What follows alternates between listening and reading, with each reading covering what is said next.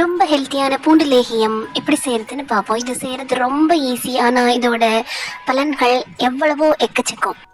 1/4 kilo பூண்டை நல்ல தோல் உரிச்சிட்டு அந்த பூண்டு பற்களை பசும்பாலில் போட்டு கொஞ்சம் நேரம் வேக விடுங்க. இதை மாதிரி ஒரு பேனில் அந்த பூண்டு பற்களை போட்டு கொஞ்சம் பசும்பால் ஊற்றி அந்த பாலிலேயே அந்த பூண்டு நல்லா வேகணும்.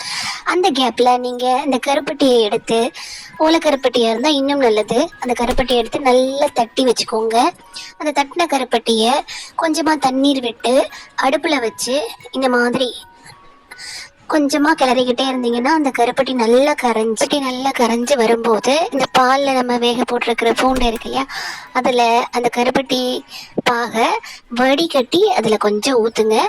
ஊற்றிட்டு கொஞ்சம் அப்படி கிளறிக்கிட்டே இருங்க. சிம்மிலேயே அடுப்பை வச்சு நல்லா கொஞ்சம் கிளறிக்கிட்டுருங்க.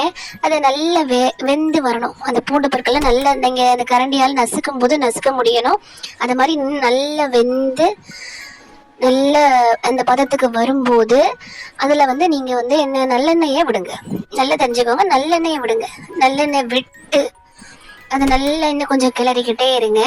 அப்படி கிளறும்போது அதை ஒரு மாதிரி சுருண்டு பாத்திரத்தில் ஒட்டாமல் ஒரு அல்வா பதத்துக்கு நல்லா வரும். நீங்கள் அடுப்பை ஆஃப் பண்ணிவிட்டு அதை அப்படியே நீங்கள் நல்ல ஒரு ஏர்டைட் கண்டெய்னரில் நல்லா ஆற விட்டுருங்க. ஒரு ஏர்டைட் கண்டெய்னரில் போட்டு நீங்கள் டைட்டாக மூடி வச்சுருங்க.